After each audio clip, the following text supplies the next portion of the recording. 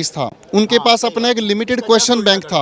अब जैसे ही एडीक्यूटी को टेंडर मिला तो इन्होंने पहले अपना इंटरफेस चेंज किया, जिसके अंदर कोई भी कैंडिडेट अपनी फ़ोटो के साथ एक लाइव फ़ोटो अटैच करेगा।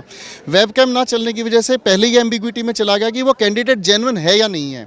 दूसरी बात, इन्होंने जो क्वेश्चन उठाए टीसीएस के क्वेश्चन बैंक से नहीं उठाए। इन्होंने इतना रैंडमाइज कर दिया क्वेश्चन को कि सिनोनिम एंटोनिम, जैसे इंग्लिश की मैं पढ़ाता हूँ तो इंग्लिश में पूछना जो नहीं चाहिए उसकी संख्या 25 में से 6-7 क्वेश्चन वही पूछ लिए जो पूछने नहीं चाहिए। अब ये सिचुएशन हो गई है कि जैसे टीसीएस एक सिलेबस बता के चलता था कि 25 क्वेश्चन में आपको ये चीज़ें पूछी जाएंगी, इतने मार्क्स ही पूछी जाएंगी। बच्चा वही माइंडसेट के साथ जा रहा है, लेकिन पेपर में जाके जब वो देख रहा है कि लगातार 6-7 क्वेश्चन तो इसी के फंस गए। जीएस में हिस्ट्री पूछी नहीं जा रही है।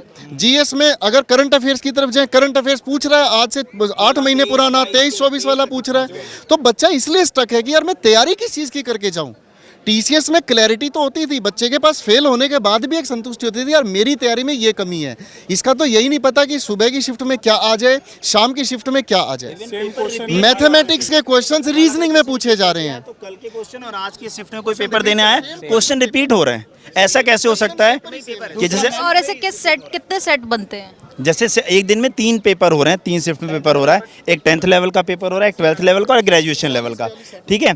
तो अगर हम वो डेट के हिसाब से अलग अलग हो जाएगा। बट अगर आप यहाँ पे देखिए 10th का लेवल जब पेपर देने जा रहे हैं बच्चे, तो वो कह रहे हैं सर क्वेश्चन बहुत रिपीटेड है, और इवन क्वेश्चन पेपर में सेम क्वेश्चन रिपीट होके भी मिल रहा है। ये भी एक प्रॉब्लम देखने को मिली है। सेम क्वेश्चन पतला, अगर आज आपका 10वां था तो हो सकता है 40। इवन फिर क्या हो रहा है, एक ही क्वेश्चन के 2 आंसर सेम है।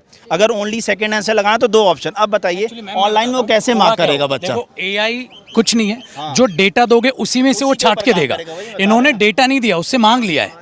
और मांगेगा तो अपने हिसाब से जो भी क्वेश्चन देगा वो दे दिया, बस वहां से कॉपी पेस्ट मार के पेपर बना दिया। होता है ना, नकल के लिए भी अकल चाहिए। तो इन्होंने एआई के पास क्या है समझ ही नहीं पा रहे। एआई में जो आप डेटा दोगे वो उससे प्योरीफाई करेगा।